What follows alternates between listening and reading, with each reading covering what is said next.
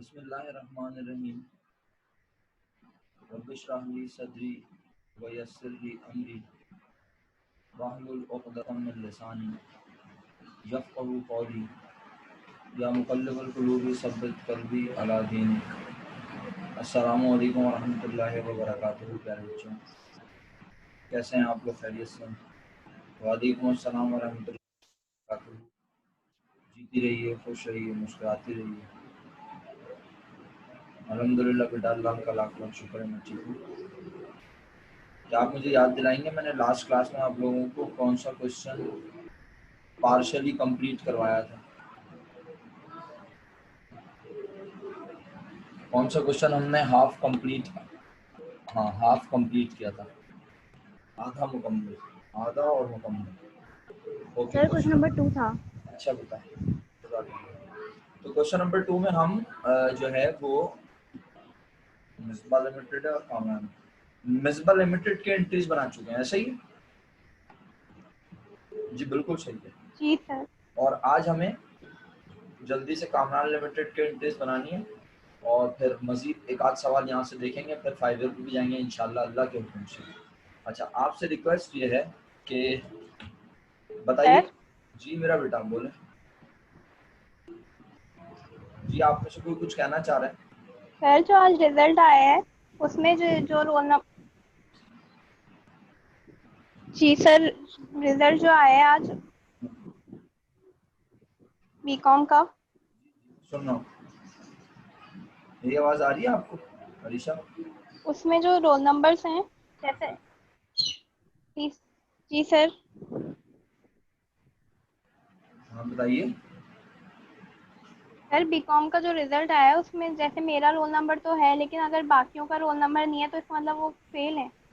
जी इसका मतलब यही होता है बेटा, इसका मतलब कोई पेपर रुक गया है खुदा ना खास्ता। मतलब इतने सारे बच्चों का नहीं आया हुआ उसमें तो अच्छा देखें, बात ये है कि आपको अंदाज़ा तो है कि बीकॉम में कितने लोग फेल होते हैं, इसका तो आपको अंदाज़ा है ही।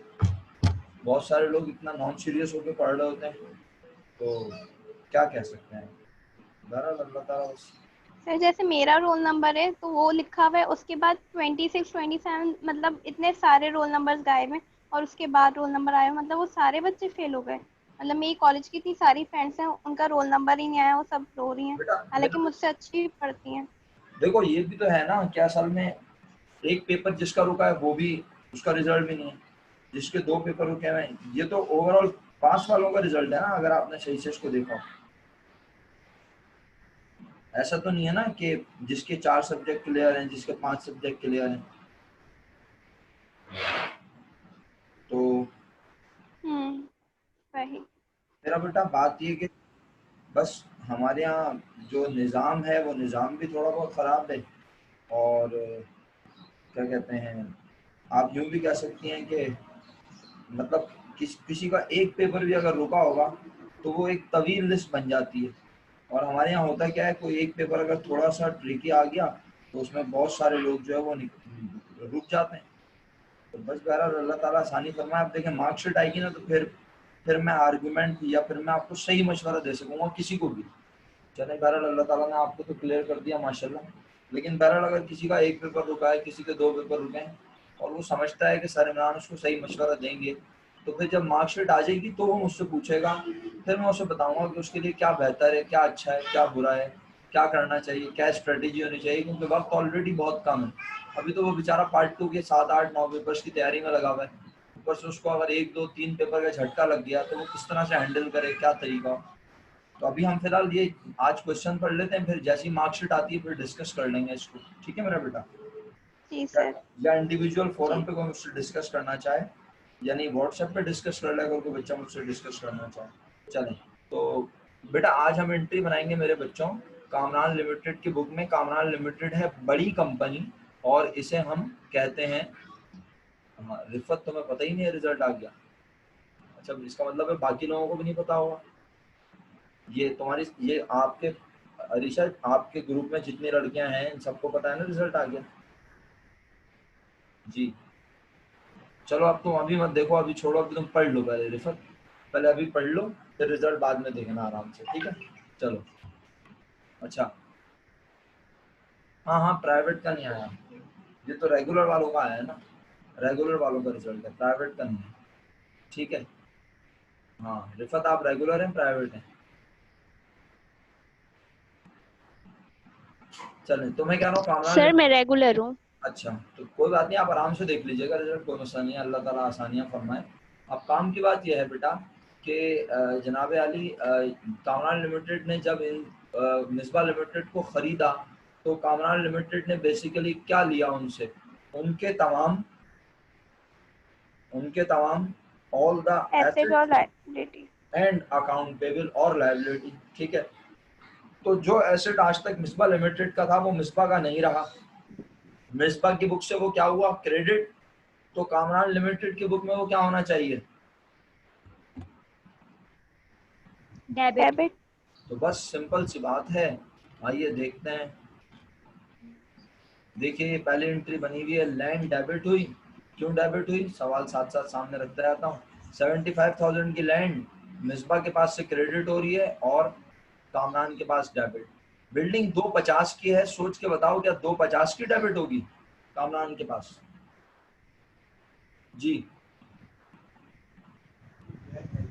जी मेरे बच्चों, बिल्डिंग 250 की है, क्या 250 की ही डेबिट होगी?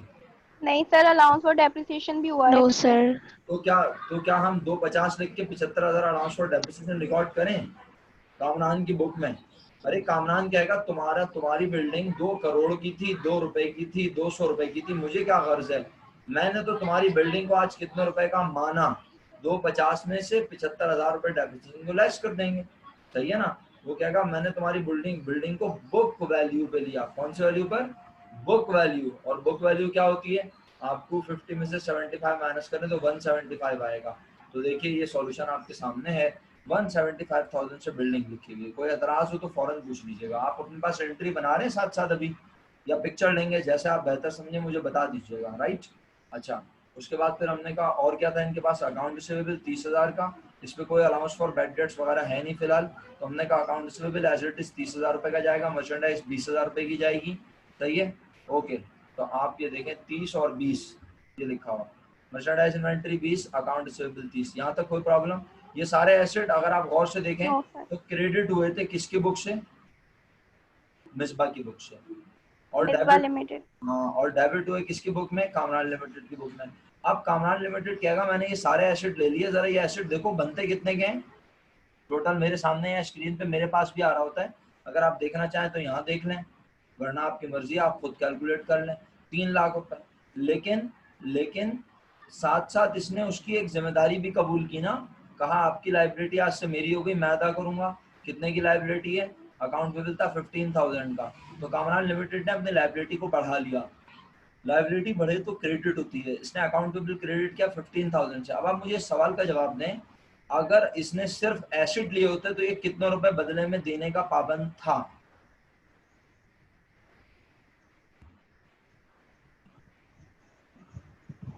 होगा बच्चों, अगर कामरान लिमिटेड सिर्फ एसिड लेता, सिर्फ एसिड्स, तो कितने रुपए देने पड़ते कामरान लिमिटेड को मिसबा लिमिटेड की तरफ?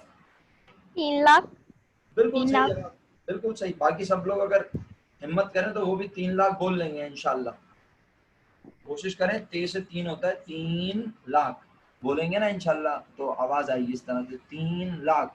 ये लिखा हुआ भी है टोटल 3 लाख रुपए देने चाहिए, लेकिन क्योंकि 15,000 रुपए लाइबिलिटी है तो 3 लाख में से 15,000 को माइनस किया और इन्होंने 2,85,000 रुपए देने का प्रॉमिस किया। अच्छा आपको याद होगा ये 2,85,000 हमने परचेज कंसिडरेशन में पढ़ा था, परचेज कंसिडरेशन में 2 यस लाख सर। हमने पढ़ा था, ओके। 2,85,000 रुपए परचेज कंसिडरेशन है नेट एसेट्स, और 285 में 2 लाख रुपए के मिलेंगे शेयर और बाकी का मिलेगा कैश, याद आया? तो बस अब हम यहाँ जाके चेक करते हैं। इन्होंने कहा पेबल टू मिसबा लिमिटेड, उसने कहा था रिसीवेबल फ्रॉम कामरान लिमिटेड, सही है। इन्होंने क्या लिखा अपने पास? Payable to Misba limited 2,85,000। बताइए कोई एतराज? पेबल टू मिसबा लिमिटेड की कोई एतराज? आगे बढ़ूं, नो इजाजत सर। है, समझ आ गया? Yes sir. बस इसके बाद यस। एक एंट्री बनेगी और खत्म हो गया काम। यानी बड़ी कंपनी की बुक में तो बस 2 एंट्री बनती हैं, कौन सी, एक एसेट और लायबिलिटी को लेने की और ये रिकॉर्ड करने की हमने जिससे लिया है उसे कितने रुपए देने, एक एंट्री हो गई। और दूसरी एंट्री में हम वो चीजें दे देंगे और खत्म हो जाएगा मामला। क्या, यानी हमने 2,85,000 देने का वादा किया था ना, तो हमने कहा payable to Misba limited debit 2,85,000, और हमने उन्हें क्या दिया, सबसे पहले हमने दिए 2 लाख रुपए के शेयर। किन को दिए, मिसबा लिमिटेड के मालिकान के लिए हमने 2 लाख रुपए के शेयर दिए। कहा, मिसबा लिमिटेड को कहा कि तुम अपने मालिकान को 2 लाख रुपए के शेयर दे देना। याद है, अगर आप लोगों ने ये काम देखा है आज की क्लास शुरू होने से पहले तो बहुत अच्छी बात, नहीं देखा है तो फिर शायद आप थोड़ा सा कंफ्यूज हो रहे हो। मेरी ख्वाहिश तो थी कि मैं क्लास रख लेता लास्ट वीक, लेकिन इत्तेफाक की बात है मैं क्लास ले नहीं सका, बाहालत मजबूरी, ज़रा कुछ ज़्यादा मामला ऐसे थे तो मुझे मजबूरन क्लास नहीं ले सका, वरना मैं क्लास लेता तो बड़ी जल्दी कनेक्ट हो जाती चीज़ें। बहरहाल, तो जो शेयर्स हमने इसको 2 लाख रुपए के दिए थे, आपको याद होगा इसने दूसरी एंट्री में शेयर लिए थे 2 लाख रुपए के और कैश इसको मिला था, तो वो इन्होंने दिया था तो उसे मिला था ना, तो यहाँ से क्रेडिट हुआ ऑर्डिनरी शेयर कैपिटल 2 लाख रुपए और कैश क्रेडिट हुआ 85,000।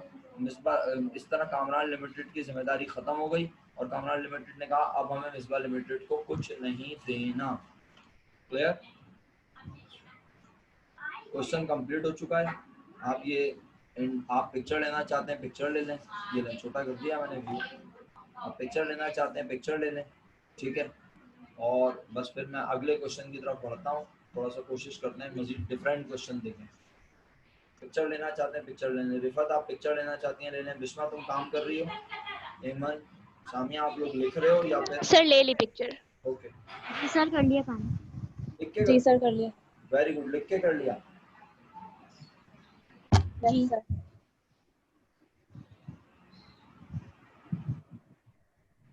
ये तो बड़ा ज़बरदस्त काम हो गया, आप लोगों ने मेरे साथ साथ काम कर लिया इतनी तेज़ी से, माशाल्लाह, बहुत अच्छी बात है।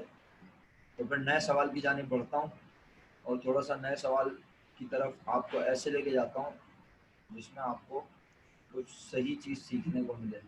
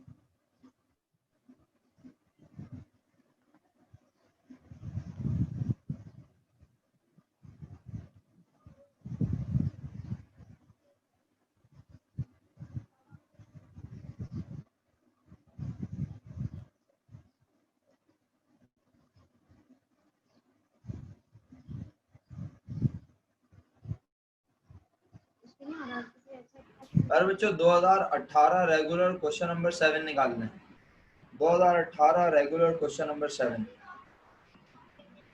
क्योंकि अब आपको ये तो पता चल ही चुका है कि छोटी कंपनी अपने बुक्स में एंट्री क्या क्या बनाती है। तो हम थोड़ा सा रिस्क लेते हैं, थोड़ा सा रिस्क, ज़्यादा नहीं, थोड़ा सा रिस्क लेते हैं और देखते हैं कि जनाब आप अब जो चीज़ मैं समझाने जाऊंगा वो समझते हैं या नहीं, कितने अच्छे से समझते हैं।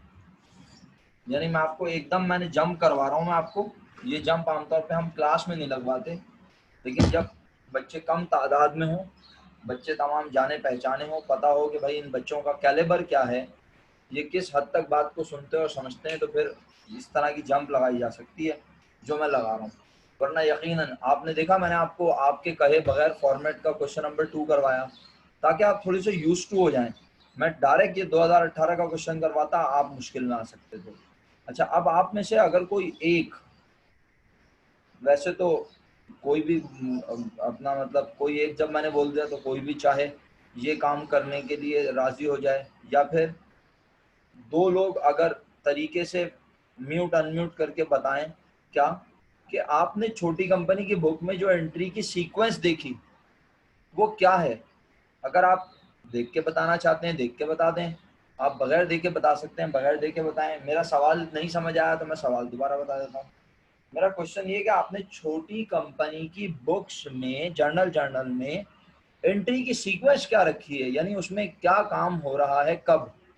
अगर आप मुझे कोई इसे एक्सप्लेन करे तो जरा अच्छा हो जाएगा, अगर आप कोशिश करें तो। सर पहले एसेट और लाइबिलिटीज का हम जो है छोटी कंपनी जो है अपने एसेट और लाइबिलिटीज बड़ी कंपनी को दे रही है, ट्रांसफर मतलब कर, बड़ी कंपनी उस सब यानी उसकी यानी ट्रांसफर कर रही है एसेट और transfer liabilities. Of asset and liabilities हो रहा है, सही है पहली एंट्री में। अच्छा, मैं रिक्वेस्ट करूंगा कि सब बच्चे ना प्लीज, अगर सब बच्चे पार्टिसिपेट कर लें तो बहुत अच्छा होगा, लेकिन अगर आप सिर्फ अरीशा ही एक सारी एंट्री कॉल कर लेती है तो मुझे एतराज नहीं है, लेकिन मैं चाह रहा हूँ हर बच्चा कुछ ना कुछ पार्टिसिपेट करे।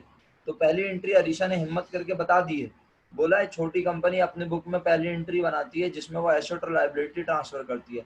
अच्छा, अब ना मेरे जुमले भी साथ साथ सुनते हैं ना, मैं इसी तरह आपको इंटरप्ट करूंगा, ये नहीं है कि मैं आपको मुस्तकिल बोलने दूं। याद रखिएगा कि छोटी कंपनी की बुक में हमेशा पहली एंट्री यही बनेगी, ये एंट्री फिक्स है। अब फिक्स का मतलब ये नहीं है कि जो लिखी हुई है एग्जैक्ट ऐसे ही, भाई जो एसेट ट्रांसफर किया जा रहा होगा, बड़ी कंपनी जो एसेट छोटी कंपनी जो एसेट दे रही होगी बड़ी कंपनी को, वो सारे पहली एंट्री में क्रेडिट हो जाएंगे।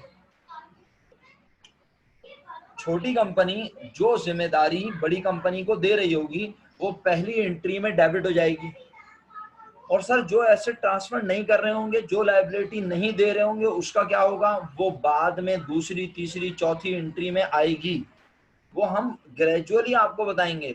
लेकिन आप पहली एंट्री याद रखेंगे अल्लाह के हुक्म से कि पहली एंट्री में कौन सा एसेट और कौन सा लायबिलिटीज आती हैं जो छोटी कंपनी बड़ी कंपनी को ट्रांसफर कर रही है। अब दूसरी एंट्री कोई बताएगा? कोई ना बताया तो अरीशा ही बता देगी आखिर में। सर पेमेंट करते हैं। थोड़ा सा अच्छा सा वर्ड यूज करें अगर तो बड़ा मुनासिब हो जाएगा। बड़ा सर शेयर्स देते हैं और कैश जो भी होता है सेटलमेंट जो होती है वो ये करते भी हैं। अच्छा है, ये भी अच्छा है, बुरा नहीं है, बेहतरीन है। ये भी आप ये भी बेहतरीन बता रही हैं, लेकिन इसके लिए एक अच्छा सा वर्ड मैंने पढ़ाया आप लोगों को इस चैप्टर में। बिस्मा ही बोले अब वो, क्योंकि बिस्मा ने मामला छेड़ दिया तो अब बिस्मा ही हिम्मत करे बोलने की। एक प्रॉपर वर्ड पढ़ाया मैंने इस चैप्टर में उस चीज के लिए जो आप बता रही हैं। थोड़ा सा गौर करें, अल्लाह के हुक्म से मिल जाएगा आपको वो चीज।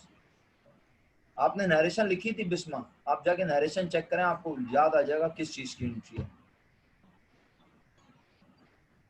1 मिनट सर। अरीशा आपका शुक्रिया। बाकी लोग लिख के भी तो बता सकते हैं, अगर इस वक्त बिस्मा ने अनम्यूट किया हुआ है तो बाकी लोगों को लिखने से क्या एलर्जी है? सामिया बेटे क्लास में होना, रेफर, जवाब देने की कोशिश करो, लेकिन लिख कर। एमन वेरी गुड, एक्सीलेंट। मसला यही है ना कि सब लोग एक प्लेटफॉर्म पे हो ना तो फिर तेजी से जाने में मजा आता है। अब दो बच्चों ने तो मुझे जवाब दे दिया, अरीशा ने भी दे दिया, एमन ने भी दे दिया, बाकी रिफत और सामिया बाकी हैं और बिस्मा इस वक्त कोशिश कर रही है। बेटा आप बिल्कुल सही कह रही हो, बिस्मा गलत नहीं कह रही, लेकिन एक अच्छा सा वर्ड पढ़ाया मैंने इस चैप्टर में इस चीज के लिए। Sir purchase consideration. Very good. WhatsApp पे मैसेज आया है ना? नहीं हाँ नहीं मैसेज आया मुझे लग रहा है। हाँ इतनी देर में तो इंसान तभी बताता है, इतनी देर में। मैंने नरेशंस नहीं लिखी हुई, सिर्फ एंट्री बनाई हुई है। अच्छा चलो, बहरहाल शुक्रिया। सामिया की भी याददाश्त तुम्हारी वजह से आ गई, रिफत तो बेचारी शौक में है रिजल्ट की वजह से। अरे रिफत टेंशन ना लो, पास हो गए तो भी अच्छा है, नहीं हुए तो भी कोई मसला नहीं है। हाँ जो हमारे हक में होता है वो बेहतर होता है, ये याद रखना हमेशा। अल्लाह ताला जो हमारे लिए करते हैं वो सबसे अच्छा होता है। तो अब बस अल्लाह से दुआ मांगो अच्छे के लिए, परेशान ना हो, टेंशन ना लो, जवाब दो मेरे सवाल का।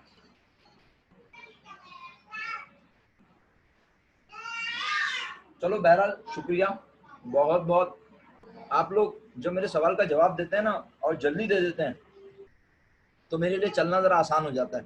बहरहाल मैं बहुत शुक्रगुजार हूँ कि दो बच्चे तो मेरे स्टैंडर्ड को हमेशा मीट करते हैं माशाल्लाह, इनका मैं बहुत शुक्रगुजार हूँ।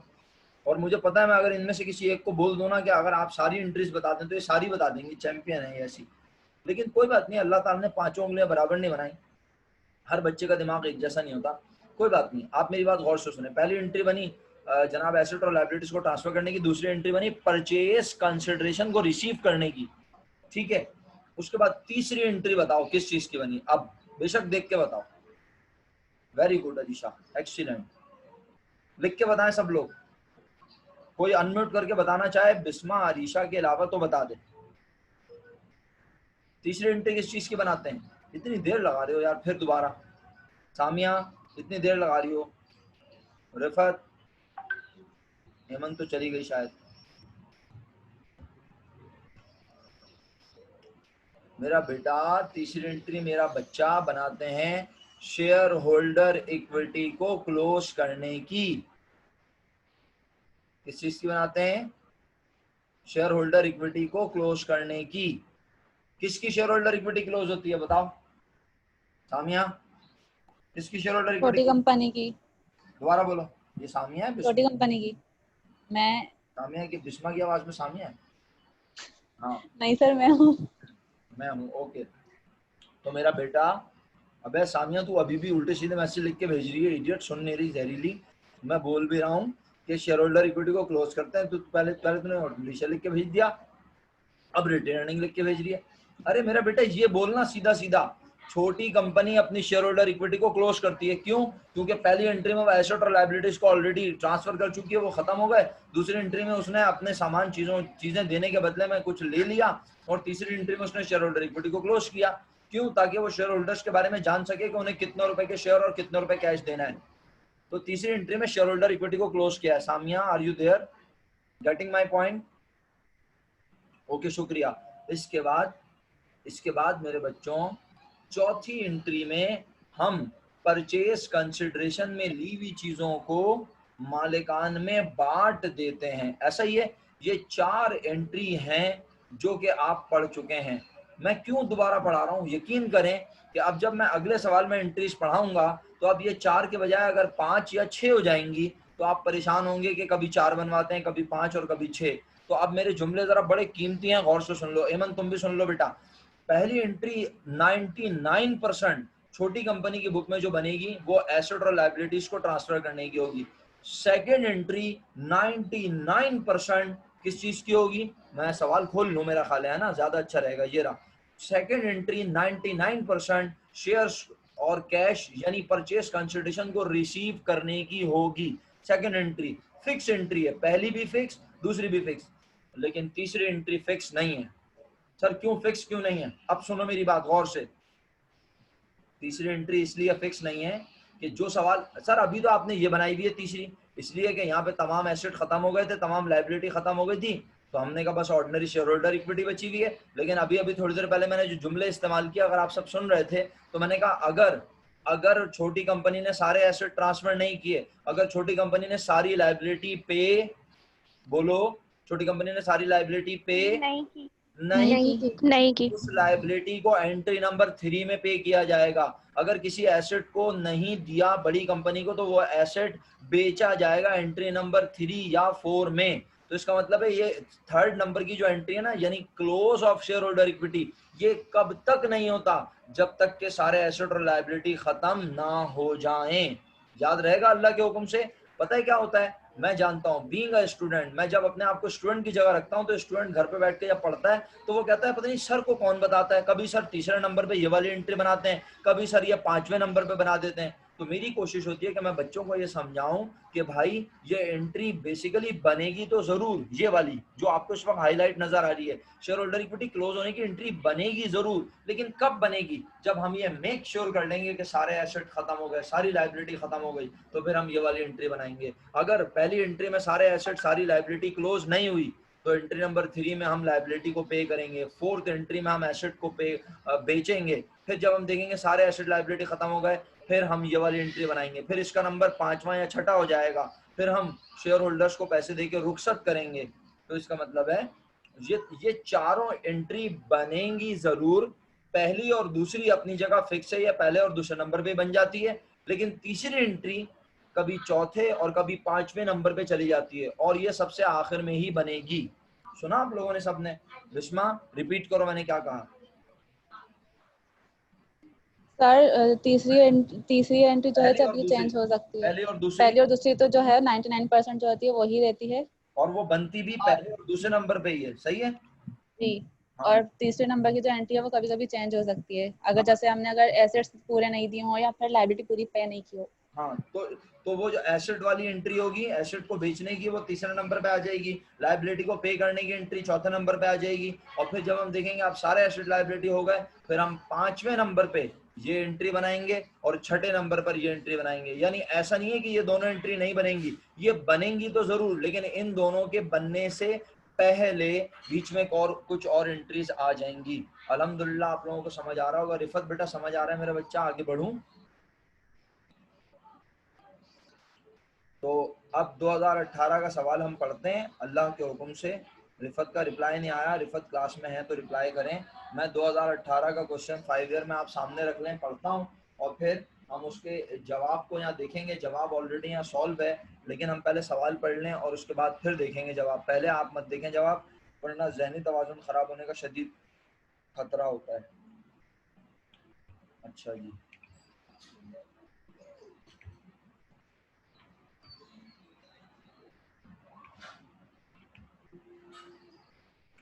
मैंने क्या किया हुआ है, चले बहरहाल क्वेश्चन पढ़ रहा हूँ। The balance sheet of Rainbow company limited as on December 31 2018 was as under. अब ना मैं इस सवाल में आपको दो चेंज सिखाऊंगा, दो नई बातें सिखाऊंगा, वो मैं पहले से बता देता हूँ। अच्छा, अब मजे की बात ये कि अगर मैं आपको सिर्फ बड़ी छोटी कंपनी की बुक की एंट्रीज बनाना सिखाने में कामयाब हो गया तो अल्लाह के हुक्म से बड़ी कंपनी की बुक में सिर्फ कितनी एंट्री बनती है एमन? हाँ, दो बनती हैं। सामिया कितनी एंट्री बनती हैं? दो। और वो चाहे किसी भी सवाल की बात करो, दो ही बनेंगी। और क्या बनेंगी? पहली जिसमें वो एसेट और लायबिलिटी को अपने पास रिकॉर्ड करेगा, और दूसरी एंट्री में वो छोटी कंपनी को बदले में चीजें देके बोलेगा अल्लाह हाफिज़, फी अमान अल्लाह। ठीक है, अच्छा आगे बढ़ता हूँ और अब मैं देखता हूँ सवाल में क्या लिखा है। आज सवाल के खास पॉइंट देखते हैं। डेबिट बैलेंस में cash, account receivable, merchandise, land, building, कोई नई बात? यस और नो? नो। क्रेडिट बैलेंस में पहला नाम शेयर कैपिटल और उसके बाद शेयर प्रीमियम। शेयर प्रीमियम अगरचे के नया अकाउंट है, लेकिन शेयर प्रीमियम की नेचर भी है share holder equity. Share holder. Excellent. तो जब शेयर होल्डर इक्विटी क्लोज करोगी, जिस एंट्री नंबर में भी, चाहे तीसरे, चौथे, पांचवें, जिस नंबर में भी, तो शेयर कैपिटल और रिटेन अर्निंग के साथ इसे भी क्या करोगी? क्लोज। एक्सीलेंट। उसके बाद अगला नाम क्या लिखा है? Allowance for bad debts. हमने जो एक सवाल अटेम्प्ट किया उसमें अलाउंस फॉर बैड डेट्स नहीं था, उसमें अलाउंस फॉर डेप्रिसिएशन था। तो बहरहाल अलाउंस फॉर बैड डेट्स की नेचर क्या है? Contra asset. जब एसेट ट्रांसफर होगा तो ये भी साथ साथ ट्रांसफर हो जाएगा, क्लोज हो जाएगा। सही है? हाँ बिल्कुल। लेकिन एक बात है इससे रिलेटेड, वो ये कि अलाउंस फॉर बैड डेट्स जो होता है वो एस्टिमेशन होता है, अंदाजा होता है। और अल्हम्दुलिल्लाह आपने इस पे फर्स्ट ईयर में चैप्टर पढ़ा है और मुझसे ही पढ़ा है, फर्स्ट ईयर से मुराद पार्ट 1 में। तो इस अलाउंस फॉर बैड डेट्स को बड़ी कंपनी अपने पास लिखेगी। क्यों? क्योंकि ये नुकसान का अंदाजा लगाया हुआ है छोटी कंपनी ने, तो बड़ी कंपनी भी अपने पास लिखेगी कि हाँ छोटी कंपनी इतना नुकसान सोच रही थी तो इतने रुपए नुकसान हो सकता है। तो वो अकाउंट रिसीवेबल को ओरिजिनल वैल्यू पे लिखेगी और अलाउंस फॉर बैड डेट्स भी रिकॉर्ड करेगी। कौन? छोटी कंपनी। छोटी कंपनी तो खत्म करेगी, छोटी कंपनी कहेगी account receivable credit, allowance for bad debts debit. लेकिन बड़ी कंपनी भी अपने पास अकाउंट रिसीवेबल डेबिट करेगी और अलाउंस फॉर बैड डेट्स को रिकॉर्ड करेगी। Sir allowance for depreciation, sir allowance for depreciation में तो ऐसा नहीं हुआ। आप में से कोई मासूम बच्चा ये सवाल करता है, सर आपने क्वेश्चन 2 पढ़ाया, वहाँ अलाउंस फॉर डेप्रिसिएशन यहाँ डेबिट हुआ था, लेकिन इसकी बुक में तो अलाउंस फॉर डेप्रिसिएशन नहीं आया। क्योंकि मैंने बोला बिल्डिंग ओरिजिनल कितने की थी इसकी, वो मिसबा के लिए 2 लाख की थी, 2,50,000 की थी, 3 लाख की थी। ये कहेगा मेरी बिल्डिंग जितने की थी उतने की क्रेडिट, और मेरी बिल्डिंग पर इतना डेप्रिसिएशन रिकॉर्ड हुआ था, वो भी डेबिट या क्रेडिट। बात समझ आती है? लेकिन इस बिल्डिंग को कामरान लिमिटेड ने कितने का माना? तो कामरान लिमिटेड ने कहा इस बिल्डिंग के ऊपर ऑलरेडी डेप्रिसिएशन हुआ है, तो मेरे लिए ये बिल्डिंग 2,50,000 की भी नहीं है, और ये कितने की है? उसने 75,000 रुपए माइनस करके अपने पास डायरेक्ट 75 लिखा। लेकिन जब यही बात मैं करूंगा कौन से क्वेश्चन में? 2018 रेगुलर में, तो डेप्रिसिएशन के लिए तो ये बात सेम है, डेप्रिसिएशन माइनस करके लिखना अलाउ है। लेकिन अलाउंस फॉर बैड डेट्स बड़ी कंपनी माइनस करके नहीं लिखेगी। रीजन? क्योंकि अलाउंस फॉर बैड डेट्स से फ्यूचर के नुकसान का अंदाजा होता है। तो वो कहेगी अगर छोटी कंपनी ने नुकसान का अंदाजा लगाया हुआ था तो हम भी इसको रख लेते हैं अपने पास, हो सकता है वो नुकसान जो छोटी कंपनी को होना था वो छोटी के बजाय बड़ी कंपनी को है। बड़ी कंपनी यानी हमें हो जाए, सही है, तो ये लिखा जाएगा। इसके बाद जर्नल रिजर्व और रिटेन अर्निंग दोनों की नेचर शेयर होल्डर इक्विटी है। उसके बाद अगला नाम पढ़े सब बच्चे, क्या लिखा है? Bonds payable. Bonds payable nature है long term liability, debenture payable भी कहते हैं इसे। बॉन्ड्स पेबल एक लिखा हुआ, हमने लोगों को प्रॉमिस किया है और किसी एक से नहीं किया, बहुत सारे बॉन्ड्स इशू किए जाते हैं, जैसे शेयर सर्टिफिकेट इशू किए जाते हैं और लोगों को बनाया जाता है कंपनी का मालिक। इसी तरह आम आवाम को कागज के टुकड़े देकर, बॉन्ड पेपर देकर, बॉन्ड कागज देकर उनसे बदले में, ये प्राइस बॉन्ड नहीं है याद रखना, और उनको पैसे, उनसे कागज के टुकड़े उन्हें देकर उनसे पैसे लिए जाते हैं और उन्हें कहा जाता है कि हम आपके पैसे आपको 10 साल 15 साल 20 साल 25 साल में अदा कर देंगे और हर साल आपको इस अमाउंट पे देंगे इंटरेस्ट। ये बात मैंने आपको शेयर्स के चैप्टर में थोड़ी सी बताई थी, याद है आप लोगों को? Yes sir. Bond payable debenture payable idea दिया था ना। तो आज बॉन्ड Yes, पेबल sir. है। Yes sir. आज जो है रेनबो कंपनी लिमिटेड ने आम आवाम से लिया हुआ है कर्जा बॉन्ड के नाम पर कितना? 1,40,000। 70,000 लिया हुआ है मेरा बेटा। 70,000। अच्छा, उसके बाद अकाउंट पेबल है 10,000 और अलाउंस फॉर डेप्रिसिएशन है। बस जो नई चीजें थी वो मैंने बता दी। अब आगे पढ़ता हूँ। The above company absorbed by Park Lane limited on the following terms. ऊपर दी गई कंपनी को किसने खा लिया? पार्क लेन ने। पार्क लेन बड़ी कंपनी है और इन शराइत के तहत खाया। Number 1, all asset and liabilities, तमाम एसेट और लाइबिलिटीज, फिर पढ़ रहा हूँ, all asset and liabilities except, सिवाय किसके? Cash. Cash and bond cash payable. और And bonds bond payable payable. Taken over by Park Lane. Cash और बॉन्ड्स पेबल के। तो कह रहा है taken over by Park Lane limited at book values. भाई आप जब तक पहला पॉइंट समझ ना जाए ना, 2 पे जाने की जरूरत नहीं है। कह रहा है कि आज तमाम एसेट और लाइबिलिटीज सिवाय कैश और बॉन्ड पेबल के ले ली, टेक ओवर कर ली पार्क लेन ने। किस वैल्यू पर? मौजूदा कीमत पर। अच्छा, इसका मतलब है जो थोड़ी देर पहले मैं बात कह के आया आप लोगों को, वही हुआ क्या कि आज कैश को बड़ी कंपनी ने टेक ओवर नहीं लिया। और नहीं बड़ी कंपनी ने बॉन्ड्स पेबल को भी टेक ओवर नहीं किया। नहीं किया। छोटी कंपनी को बोला तुम खुद सेटल करो इसे, हमारा इससे कोई कंसर्न नहीं है, तुम खुद सेटल करो। सही है, तो अब आगे बढ़ते हैं। अच्छा, तो अब ये तो सिर्फ ये बताया गया है कि बड़ी कंपनी ने क्या क्या लिया। तो क्या ये परचेज कंसिडरेशन बताई गई है अभी? No sir. और सर अच्छा, ओके, फिर अगला सेंटेंस पढ़ता हूँ, सेकंड पढ़ता हूँ। Purchase consideration was satisfied by rupees 4 lakh in the shape of cash 1 lakh, shares 3 lakh। अरे वाह, क्या आमाल हैं भाई आप लोगों के। इत्तेफाक की बात देखें कि तकरीबन हर सवाल में हमें परचेज कंसिडरेशन लिख के निकालनी पड़ती है, लिख के दिखानी पड़ती है। मजे की बात है इस सवाल में उसने टोटल भी करके दे दिया। अगर ऊपर ये 4 लाख ना लिखा होता ना प्यारे बच्चों, तो मैं आप सबसे कहता कि 3 लाइनों की एक छोटी सी कंपटीशन करो, यहाँ हेडिंग डालते कंपटीशन फॉर परचेज कंसिडरेशन, जैसे हमने पीछे सवाल में डाली थी। आपको याद है, ये रहा क्वेश्चन नंबर 2, यहाँ पे कंपटीशन फॉर परचेज कंसिडरेशन की थी, याद है? और यहाँ पे परचेज कंसिडरेशन निकालने का अंदाज अलग था। यहाँ पहले हमने निकाली थी बिजनेस की, क्या बोलो, यहाँ बिजनेस की पहले क्या निकाली थी, बोलो ही ना रहे। कैपिटल। बिजनेस की क्या निकाली थी? Net assets. इंपॉर्टेंट चीज बेटा, बिजनेस की औकात, नेट एसेट है ना। और इस सवाल में बिजनेस की औकात के बराबर उसे शेयर्स और कैश मिल रहे थे, ना उसे औकात से ज्यादा ना ना उसे ज्यादा औकात से कम मिल रहे थे। तो ना छोटी कंपनी को कोई फायदा हो रहा था मरने पर, ना छोटी कंपनी को कोई नुकसान हो रहा था। लेकिन इस सवाल में जो अभी हम पढ़ना शुरू कर रहे हैं, इस सवाल में उसने ये नहीं बोला कि बड़ी कंपनी आज छोटी कंपनी को औकात के बराबर चीजें दे रही है। ये वाला मेथड लमसम पेमेंट मेथड है। उसने बोल दिया बस, बड़ी कंपनी ने बोला हम तुम्हें देंगे टोटल तुम्हारे मरने पर कितने, बोलो 4 लाख। 4 लाख। तो ये परचेज कंसिडरेशन की अमाउंट हो गई। और ये भी खुद ही बता दिया सवाल में कि ये 4 लाख में से 1 लाख रुपए देंगे तुम्हें किस शक्ल में? कैश। कैश। और 3 लाख रुपए के तुम्हें देंगे शेयर मजे की बात है, शेयर 30,000 नहीं होंगे, शेयर होंगे सिर्फ 25,000 और हर शेयर होगा मार्केट में बड़ी कंपनी का 12 रुपए का। तो वो तो यही कहेगी ना मुझे 3 लाख रुपए के शेयर मिले, क्योंकि उनकी मालियत तो 3 लाख बनेगी। तो आज सवाल में परचेज कंसिडरेशन इतनी वाज़ेह गिवन है कि मुझे लिख के निकालने की जरूरत नहीं है। नहीं है। ना मैं कंप्यूटेशन पर परचेज कंसिडरेशन की हेडिंग डालूंगा, ना मुझे ये दिखाने की जरूरत है कि परचेज कंसिडरेशन किन किन चीजों पे कंसिस्ट करती है। उसने मुझे परचेज कंसिडरेशन की टोटल अमाउंट भी बता दी और मुझे उसने ये भी बता दिया कि इसमें कैश कितना है और इसमें शेयर्स कितने हैं। मैं आप प्यारे बच्चों को बड़ी तमीज और अदब से बता रहा हूँ कि बेटा ऐसा सवाल जिसमें परचेज कंसिडरेशन बिल्कुल क्लियरली गिवन हो, समझने 10 साल में एक बार आता है। ज्यादातर हमें परचेज कंसिडरेशन मालूम करनी पड़ती है, समझ आ रही है बात सब बच्चों को? अच्छा, मजीद आगे बढ़ता हूँ।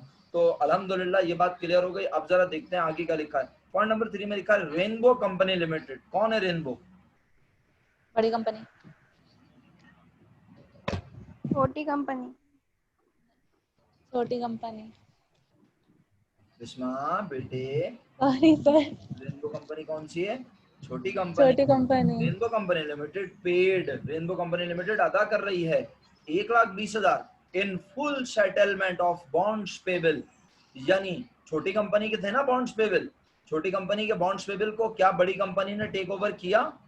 क्या बड़ी कंपनी हम तुम्हारे बॉन्ड्स पेबल को एक्सेप्ट करते हैं? हमने पहली लाइन में ये बात क्लियरली पढ़ ली थी कि बड़ी कंपनी ने सारे एसेट ले लिए सिवाय कैश के और बॉन्ड पेबल नहीं लिया, दो चीजें नहीं ली। तो इसका मतलब है छोटी कंपनी अपनी बॉन्ड पेबल को खुद सेटल करेगी। Yes sir. तो आज अब इस पॉइंट में रेनबो कंपनी लिमिटेड 1,20,000 रुपए अदा कर रही है in full settlement of bonds payable. जरा देखना छोटी कंपनी के बॉन्ड्स पेबल थे कितने? 70,000। और वो लोगों को कह रही है ये ले लो भाई मुझसे कितने? 1,20,000। बस अब उसे देने पड़ रहे हैं क्योंकि वो वक्त से पहले लोगों को उनके पैसे वापस कर रही है। लोगों ने तो सर्टिफिकेट 10 साल के लिए 15 साल के लिए दिए थे, लेकिन क्योंकि छोटी कंपनी अपने वजूद को खत्म कर रही है और इसके मालिकान बन जाएंगे बड़ी कंपनी के मालिक। तो जिन्होंने कर्जा दिया हुआ है क्या वो बेचारे रुल जाएंगे? नहीं, उन्हें उनके पैसे देके बोल रहे हैं आज से जिस कंपनी को आपने कर्जा दिया था वो कंपनी खत्म, तो आज से आपका और हमारा ताल्लुक भी खत्म। आगे आने वाले सवालों में एक चीज और पढ़ाऊंगा इंशाल्लाह, वो क्या होगी?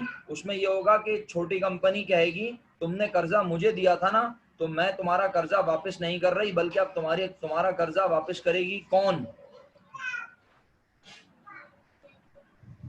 बड़ी कंपनी। एक्सीलेंट। तो ऐसा भी सवाल हम आगे पढ़ेंगे जिसमें छोटी कंपनी कहेगी कि मैं आपके बॉन्ड्स के पैसे अदा नहीं कर रही, हाँ ये जो आपके पास बॉन्ड्स है ना ये बना के किसने दिए थे? हमने। लाओ ये बॉन्ड हमें वापस दो और ये लो नए बॉन्ड्स ले लो। ये बॉन्ड्स किस कंपनी के हैं? बड़ी कंपनी के। अब तुम्हारे पैसे हम नहीं, कौन वापस करेगा तुम्हें?